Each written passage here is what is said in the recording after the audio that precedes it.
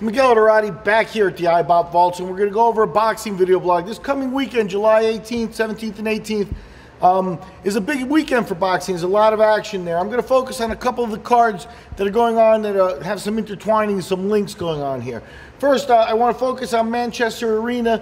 You got Scott Quigg defending his super bantamweight world title against Kiko Martinez.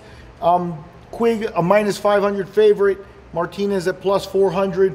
Obviously a 12-rounder. The over-under's at −9.5, with the over at -245 and the under at +205. Interesting fight. Kiko Martinez obviously was a former world champion, and he lost his belt to Carl Frampton, also in England. And Frampton is also in action. We're going to go to Texas and review that card. But what is happening here is you've got the champion here, Quigg, looking to defend against his rival's rival, you know what I mean? And it's a good measuring stick, because what they're doing in England is they're going to try to build up and put Frampton and Quigg in together by the end of the year. Should be a very big fight for England. And what you have is a situation where their schedules are on sync, because they're both fighting on the same day. So things are starting to fall into place there. We'll see, because Martinez, like I said, is a former champion. You have to give him his respect. He's at +400, but he's a lot closer than, or let's say Quigg is taking a lot more of a risk than Frampton is. Frampton is fighting at the Don Haskins Center in El Paso, Texas. He's the headline bout for the Premier Boxing Champions broadcast that's going to be on CBS, and he's a -4,500 favorite over Alejandro Gonzalez Jr., who's playing back at +2,250.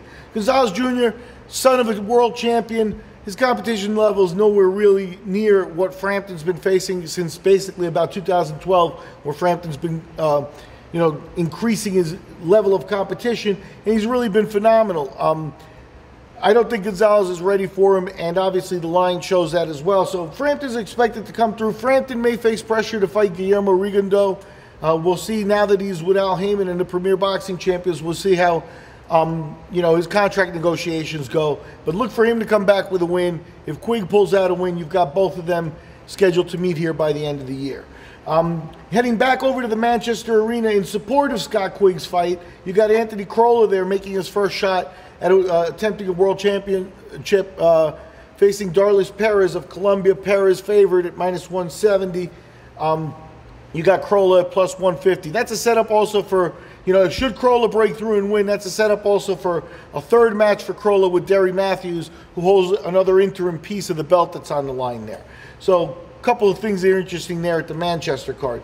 Heading back to the Don Haskins Center and finishing up the Texas show, you've got the big fight there that's going to go over to the Showtime network, and they're going to show us Julio Cesar Chavez Jr., who's a -1,200 favorite over Marcos Reyes at +775.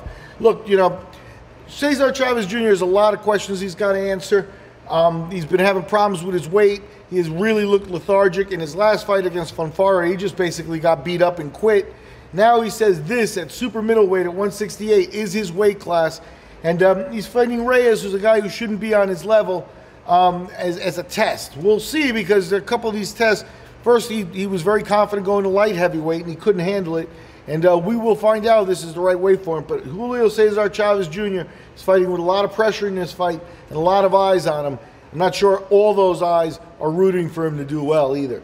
But he's favored -1,200 with Reyes at +775. Anyway, that's some of the weekend's boxing action. We'll be back with a blog to go over a lot of the other lines that have popped up. But those are very interesting lines tying into two Texas shows and setting up things for the future.